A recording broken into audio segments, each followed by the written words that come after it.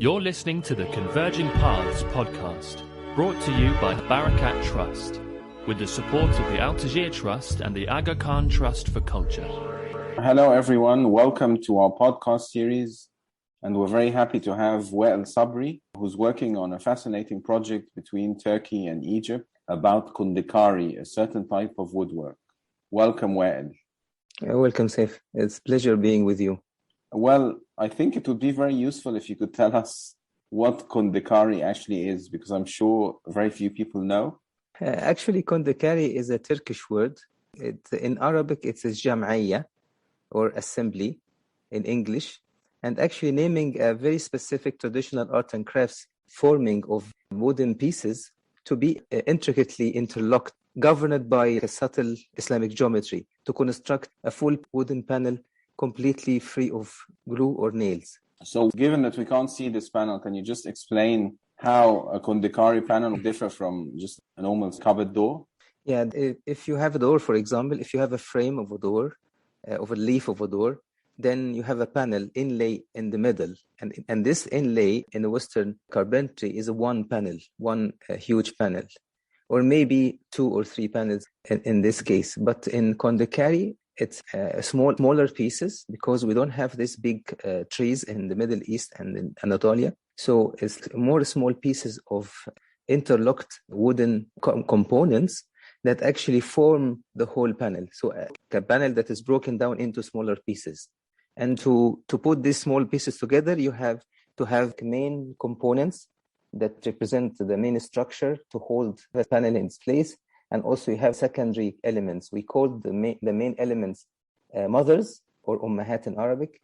And we call the smaller pieces sons, or subcomponents, or secondary components. And you can call it also in craft as a ka'ab or a ka'b. So can you give us an indication as to how many small pieces of wood would create, say, a 50 centimeter by 50 centimeter panel? Actually, it depends on how intricate is the Islamic pattern, the base of the panel, but it ranges from 50 by 50, it ranges from around 50 pieces to maybe 150 pieces. Oh, wow. A huge number. Sometimes it's very light, it's not very heavy in the detail. I mean, the Islamic pattern itself, so the components are less than the fully intricate ones. And why does Kundekari develop as a tradition? Actually, it is always craft has been developed to meet a need.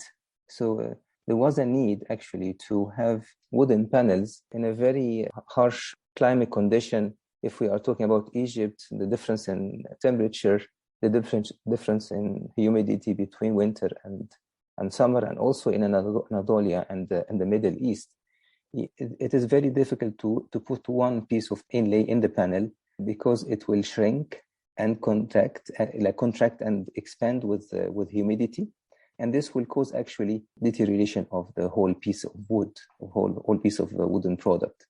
But in our case, it was very wise from these master carpenters to break down this big inlay to smaller pieces. So we have a smaller contraction, shrink, and smaller expand with the weather change. So it means actually breaking down the problem into smaller problems, and actually tackling smaller problem, and it will be easier. And where do we find Kundekari historically? You mentioned Anatolia and Egypt. Are these the only two regions? There's no fully clear about what is the start, but there was a claim and some traces in the early Seljuk state, in the 11th century, in Anatolia, Syria, Palestine, and most of Iran. But when it comes to have a very concrete traces, you can say it started parallel in three regions: Anatolia, Egypt, and Aleppo. So it's around the 12th century. And what makes a Kundekari panel distinctive, apart from the fact that it's made of small pieces of wood, visually or in other ways? Actually, many crafts are taking from the geometric Islamic patterns a platform or a base. A full line of crafts, actually, from painting, tiling, khiyamiyya, stained glass with gypsum, windows, and reaching to Kundekari. It's a full line of crafts based on that particular geometries. The direction of this line represent the complexity with the Kundekari. Actually, represent not only complexity, but the interconnecting layers of details, embodied knowledge, intricacy. So at the top of this line, or at the end of this line, is Kundekari. So Kundekari is the most craft that is intricate, full of levels of details and knowledge, embodied knowledge and complexity. What kind of complexity are you talking about? You have different levels of complexity, and not only in geometry generation, but you need to know that you cannot actually figure out how the panel has been made without actually dismantling the panel and look at its back. And then only you will figure out that it's not only pieces that is in a geometry form assembled around each other. There's an interlocking between them. It has structural elements, it has sub-elements. It's a full, and every single level of or layer of the making process has its own knowledge, how to do the forming, how to do the assembly, how to take decision, which part should be mother, which part should be son, the main component or a sub-component, and so on. So to summarize, a Kundekari panel has usually a very complex or elaborate geometric design from the front, but if you look at the back, what you see is something completely different. Yes, you would see the reality, you can say. So from the front, you see only interconnecting lines and forms, but you will never figure out how it is made. And when you look at the back, you will find clearly which part are represent the structure, main structure, which other parts is actually depending on, and so on. And also you will figure out how intricate is the configuration of each part to meet and interlock and to be able to interlock with the other part. Every piece should be configured properly to have the appropriate interface to meet the other piece. And what interested you in this craft? Because you're an architect. Yeah, it's as architecture. Architecture is it involves different layers of knowledge as well. So when you're talking about building, you're talking about design, form, function, and structure. And so you see here the layers of knowledge that you need actually to capture to be able to build a building. And the same in Kundekari. When you, for example, look at Kundekari, you will find easily that it's not an easy craft to do. It's not a straightforward. It is mysterious, and this is also is fascinating. And you think the mystery of it becomes part of the aim, or is it something unintended? No, actually, the whole craft has been developed based on the need to have this fascinating Islamic geometry appearing at the front of the panel. But how to do it? In tiling, for example, you cut the tile with the shape of the piece, of the geometry, and just like lay the tiles against each other. No problem. But in wood, you need to have the structure. And to have the structure, you need to get every pieces to be connected to the other one. This needs actually more intricate acts in the level of decision of structure, in decision in the level of the making itself, the forming, the wood, and everything. So it leads to the complexity. It was not intended. Okay. And can you tell us a bit about your project and what it aims to do with respect to the craft? Yes, actually, this craft is deteriorating, and it is in a vicious circle of low market demand due to the change of taste and purchasing culture, stagnant production culture, and decreasing number of makers due to limited technology transfer and apprenticeship. The knowledge also is getting deteriorated and distorted throughout time.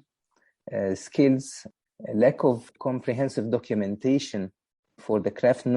Always we are documenting the Islamic patterns, how the panels appears from the front, but we never tell people how it is made in our documentation. There are very few documentation around the world actually revealing the secrets behind the making process itself. And it's becoming, with this all, with even decreasing number of makers, it's becoming an affordable product with the increasing prices. And based off that, actually, there is a need to revive, preserve the craft. And that's the reason behind the project. This is your question. My project actually is only a trial and a start to document and democratize the knowledge of Kundekari making process through digitization and dissemination. And can you just tell us a bit more about why the craft is disappearing? Yes, it is a full vicious circle that has like two main sides, the demand side and the supply side. The supply side is declining in form of a decreasing number of makers. There's no apprenticeship, no technology transfer to the next generations. And also with the time decreasing or deteriorating knowledge and also distorted knowledge. This is the supply side. And the demand side is also affected by this. And the demand is decreasing due to the change in the taste, in the community taste, and also the high prices of the craft at the end. So it's become not affordable. So tell us a bit more about your project to capture the knowledge and to digitize and democratize it. Because we are talking here about the making, you need actually to spend time with the craftsmen and to ask them the right questions. First of all, you need to find the master carpenters that they hold most of the knowledge for the making process. And I found two craftsmen, one in Cairo and one in Istanbul. I worked with Hassan Abu Zaid in Cairo for many years, but I still have missing bits and pieces in the knowledge I need to capture. And also get to know Ismat Tarzi in Istanbul.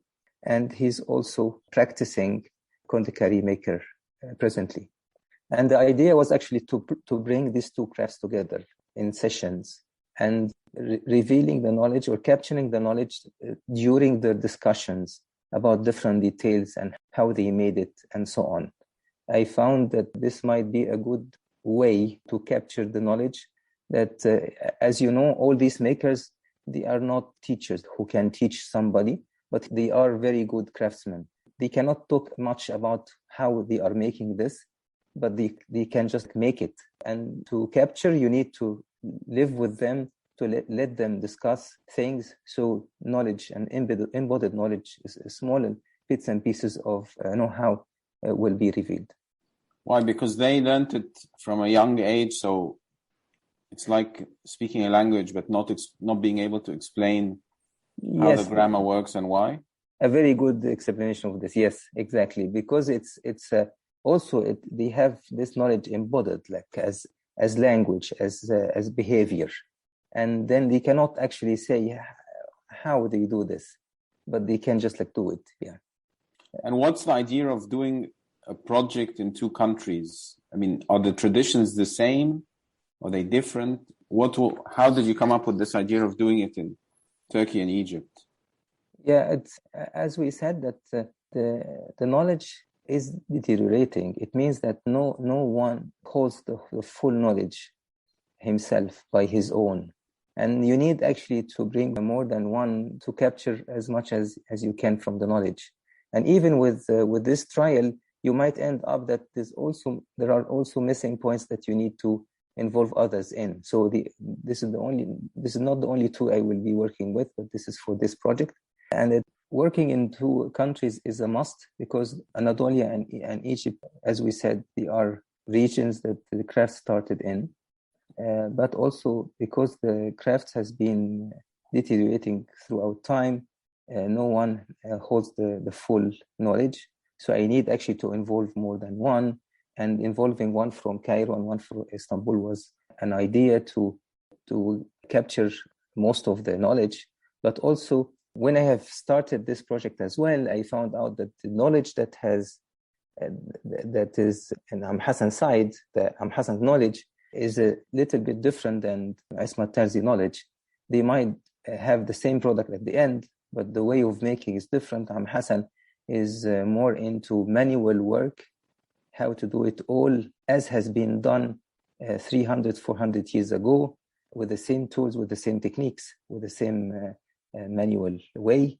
But in Turkey, Ismat Tarzi is an engineer by profession, and he teaches himself the craft. He's more into using a stationary machine, power tools, more elaborate tools to reproduce Kundekari.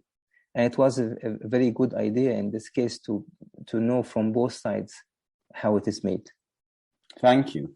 So tell us about how you're going to digitize the knowledge and what you're going to do with the knowledge once you've captured it digitally. Digitization gave us a chance to capture and embed the knowledge in one file. So imagine if you are drafting this Kundekari on paper, you cannot actually flip the paper and to see the other side. Digitization gives us the chance to work with the modeling tools to model in 3D the Kundekari panels with all its components intricately, as if you are capturing this physical panel in a virtual panel. And with this virtual panel, you will be able to virtually explore. You can dismantle, you can reassemble, you can flip, you can rotate, you can actually see this panel from different views to know exactly how it is made. So the idea is actually to digitize the panel that will be revealing the geometry knowledge behind, the structural knowledge behind, the making knowledge behind.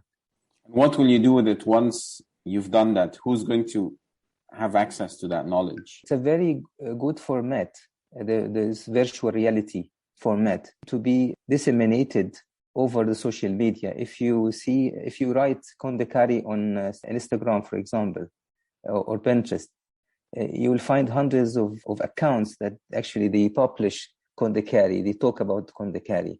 And the platform is already there. What we need to do is to have a very good revealing virtual reality file and then to put it on this platform. It will go viral. Everybody will take it and see it. This will be the first time that they see how it is made. So you're targeting people that already know what Kundekari is? Our target group varies actually.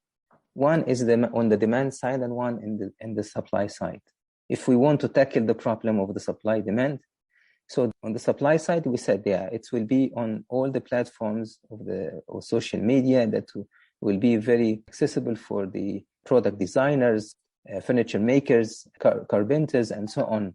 On the other side, the demand side will be seen by laymen, normal people, that for the first time, they will know how it is made. Then they will appreciate actually how it is made. They will appreciate the craft. They will start think about.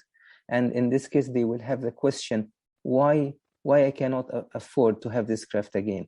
And on the supply side, if a product designer will see this and for the first time they will open this black box and they will know how it is made, he will be asking himself, how can I make it now? Because it deserves to be reproduced. So, and this all is like stimulating the community in both sides to think about the craft, to innovate, because it is not a task of one person or a group. It's a task of a whole community to work on to bring this craft back to the market. And you mentioned that there are very few masters left and that they're not very young. After raising awareness on the supply and the demand side, are there other ways that you can help the craft survive? Actually, the nice thing that the craftsmen, they are few. If we take Egypt as a case, we might have three to five persons, and also another 3 to 5 persons in Istanbul, in Turkey, in general. And they are very few. These are the ones that are surviving. They are all actually between 50s and 70s years old. None of them are teaching, or they are trying to teach or to transfer the knowledge to their sons, but their sons is actually working on a different field. So there's no way of the technology transfer. So we are in front of the last generation, the last samurai. This is the last generation of the craftsmen in this case. If this craft revived, it means that it will be reproduced. So the question now is, how should be reproduced? Should be reproduced as Hassan Abu Zaid is doing manually, fully. And you need to know that Hassan Abu Zaid, if he wants to do a member, it will take from him a full year of work to do the member.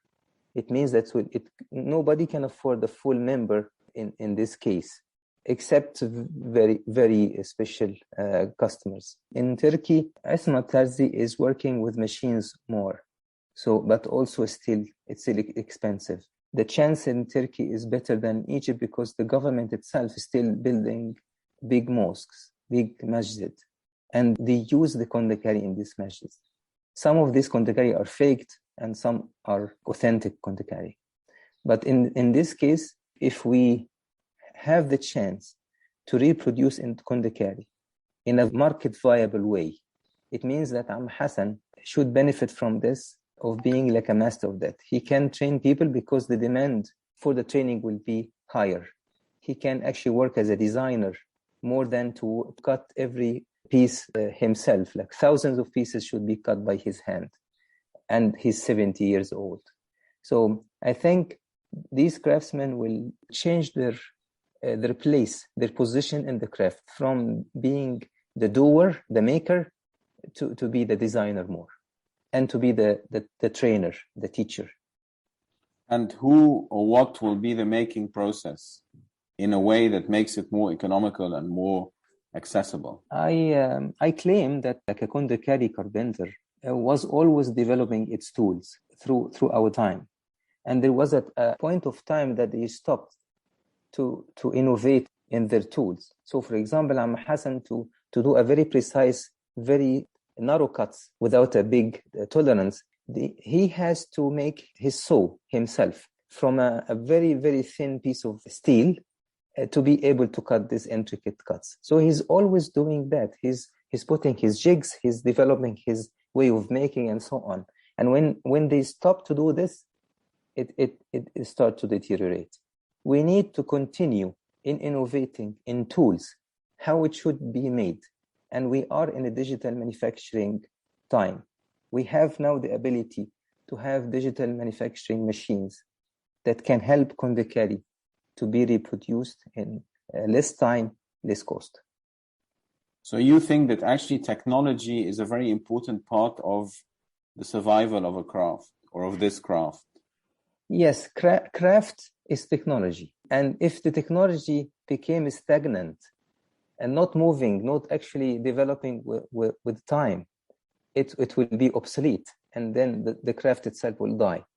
Without having this continuing to innovate, no way to bring it back to the market. And have you thought of what tools you're going to develop, or are you developing tools that will enable it to Yes. flourish in the market? Yeah, I'm very interested. Even all my research is on tool making and tool development. I think CNC machines, like a very special CNC machines, computer-aided machines, can make a difference in Kundekari. Yeah, we have the manual step.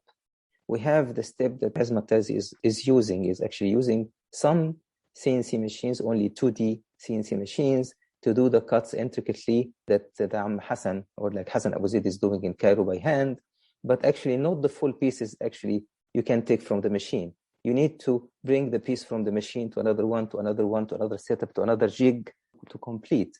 But I'm developing a machine that can produce the full piece in one time. So with that, the digitization itself is a step. If you digitize the process, digitize the pieces, then you will be able to take these files to manipulate the file sizes, the size of the panel, the sizes of the inlays to the appropriate size you need, and then actually to generate the G code, to the machine language to the machines, and the machine will produce the part. It is not that easy. It needs steps of knowledge capturing, digitization, and after digitization, the machine making or the tool making, tool development itself, and actually to master how to work on the tool in a time efficient way. So what time frame are we talking about to produce this machine? Actually, it was very important for me to capture the missing parts in the making process, and this is what the project is all about. And I feel competent to be able to finish such initiative with the machine making by maybe the mid of next year. Oh, so very soon. Hopefully. Well, actually, what do you find most enjoyable and rewarding about this process of discovery of a craft through master craftsmen? Yes, it's being with them, being with the craftsmen is a pleasure. So being beside Hassan Abu Zaid while he's cutting, he's forming, he's hitting the chisel and so on. And while he's working, actually, you have a full history in front of you. You have Hassan with himself as a history. Like he's keeping, telling you about his family, his cousins, uncles, father, how he has been trained by them, how they act to each other in the craft, who is better than who's becoming better than whom, and so on. So it's like it's not only like a very rigid making process capturing, but actually capturing all the life of Hassan and how is he's doing this. Also, I anticipate that Mr. Tazi's story about his involvement in this craft will be fascinating because actually he's an engineer.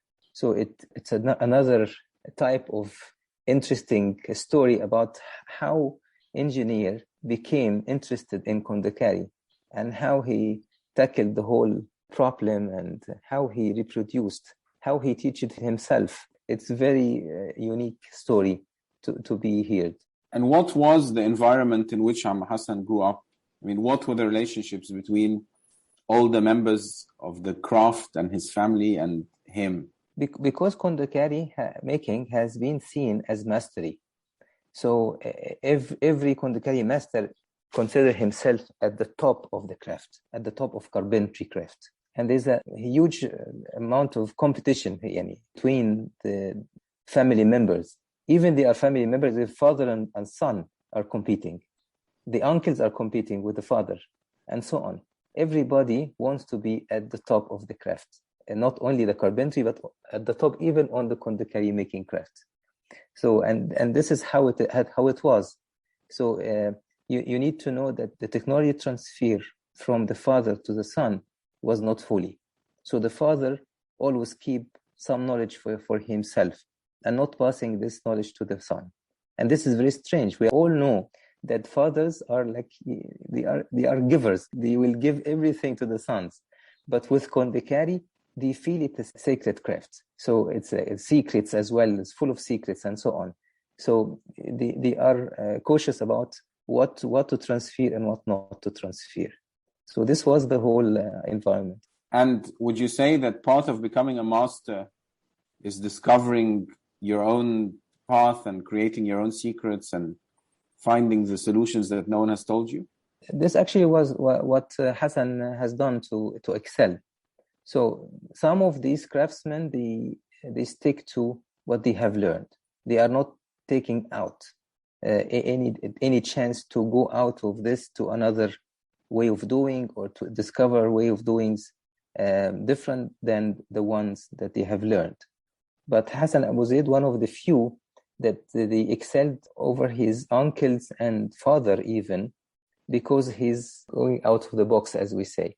He's actually looking at things, learning from looking at the panels itself, how it is made, and whatever it should be, he will do. So, for example, if his father got a panel that is different than the ones that have learned, then they will say, no, I cannot do this.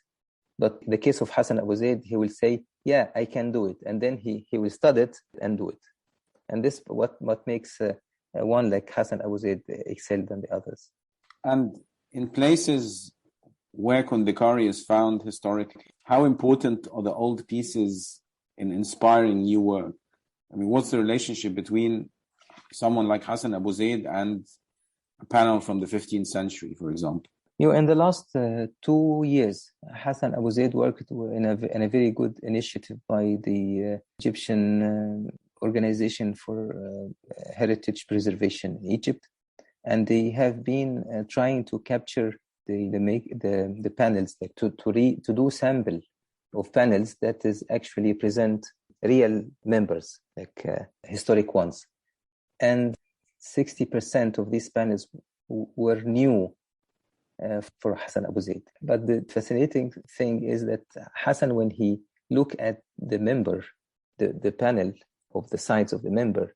For example, he can figure out how it is made. He can learn from the tradition without dismantling the member, only seeing the face, because he has the knowledge how it is made.